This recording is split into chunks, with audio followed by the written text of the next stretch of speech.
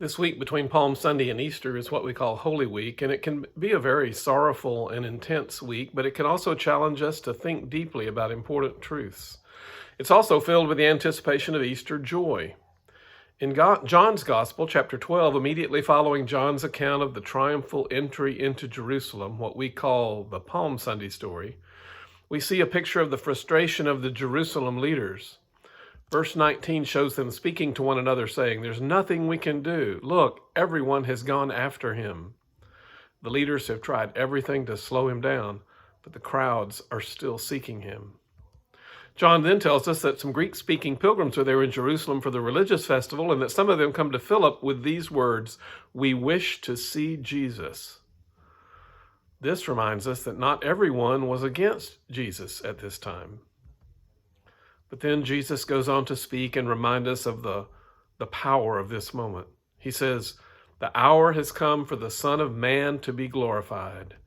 Very truly, I tell you, unless a grain of wheat falls into the earth and dies, it remains just a single grain. But if it dies, it bears much fruit. Those who love their life lose it, and those who hate their life in this world will keep it for eternal life. Whoever serves me must follow me, and where I am, there will my servant be also. Whoever serves me, the Father will honor." Many of his listeners might have been quite baffled by this, but we can see where all this is heading. We know the rest of the story. In fact, our challenge on Monday of Holy Week is to be sure not to jump ahead to Easter, not quite yet, but instead to stand with Jesus' followers for a moment, to feel the expectation that they were feeling. Jesus' words in chapter 12 continue on. "Now is the judgment of this world. Now the ruler of the world will be driven out. And I, when I am lifted up from the earth, will draw all people to myself. The light is with you for a little longer. Walk while you have the light, so that the darkness may not overtake you. If you walk in the darkness, you do not know where you're going. While you have the light, believe in the light, so that you may become children of the light." Light in the darkness. That almost sounds like Advent, doesn't it? But it can also be a great theme for Holy Week.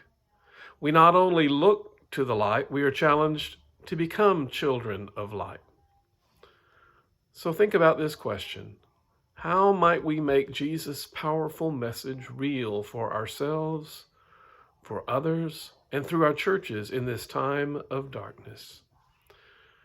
Recalling what it was about Jesus that was so magnetic to the crowds then, what might draw people to him today? It's way too easy to simply be pessimistic.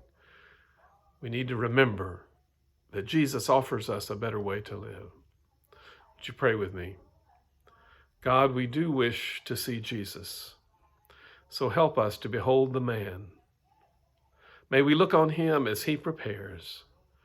May we listen to the broken words as he speaks.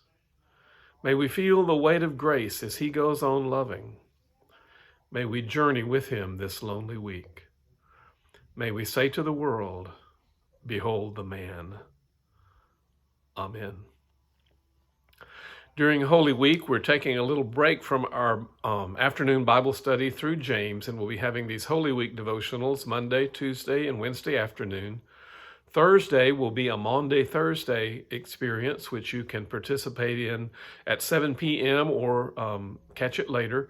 We'll be having a love feast together, so you're invited to bring some kind of simple food and drink to share together in that time of love feast. It can be a piece of bread, can be a cracker, can be a cookie, can be coffee, tea, water, whatever works for you. This is not communion, but this is a traditional love feast.